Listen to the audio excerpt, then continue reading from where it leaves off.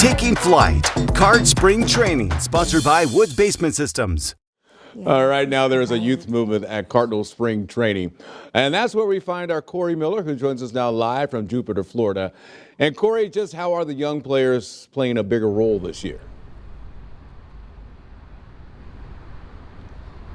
Well, that's the whole theme of camp, Rennie, where today the high is going to be 73 degrees, a little bit chilly here, so I'm just going to have to deal with that. Sorry for everybody back home, too. But back to the players, yeah, youth is the theme of Cardinals camp. We've seen a lot of these young players in the major leagues before. You've got Jordan Walker, you got Nolan Gorman, you got Mason Wynn, who had a breakout year, Lars Nootbaar, a couple others. But this year, they are really being given the reins. Ali Marmol likes to say long runway. These players are going to be given an opportunity to make mistakes and then figure them out at the big league level. Still a couple veterans, of course. Nolan Arenado is here in camp. Wilson Contreras, now a first baseman. Sonny Gray in the rotation. There are veterans, but this is a young team, and they're embracing that. To that weather, by the way. Hey, expectations remain high for Jordan Walker despite last year's slump. How's he planning to bounce back this season? So Jordan Walker has been working a ton with new hitting coach Brant Brown in the offseason. I've been watching them out on the backfields. They're talking all the time together about his swing, what's working, what's not working. He's been working on his defense too with John Jay. Jordan told me he doesn't even think about the fact that he's only 22 years old and he still has a ton of career left. He wants to be great right now, and he thinks he can. We're just 2 years removed from this guy leading the Cardinals in batting average. I would not be surprised if we see a Jordan Walker bounce back season. He's certainly hungry for it. All right, Corey, this morning give us two prospects that fans should be excited about this year.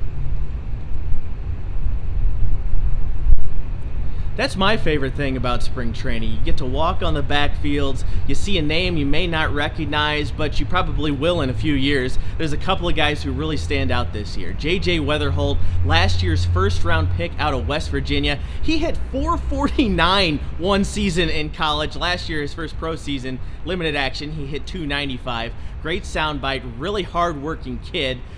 Very exciting middle infield prospect that could be here in no time, and the same can be said for Quinn Matthews, the lefty pitcher from Stanford, who all he did in his first year in professional baseball was play at 4 different levels and become the minor league pitcher of the year by Baseball America standards. It'll be tough for him to break camp with the club, but I don't think it's going to be long until we see Quinn Matthews on the mound at Busch Stadium either. And Corey, before you go, we all know that Nolan Arenado is hoping to be traded. He's still a Cardinal right now. So what is the role that he is playing with the young players? Nolan's a pro. He's going to come into camp. He's going to say all the right things. He's going to do all the right things. It is no surprise that he has a list of teams he would prefer to be traded to. As every day goes along, that looks a little bit less likely, but right now he is here. He is a Cardinal.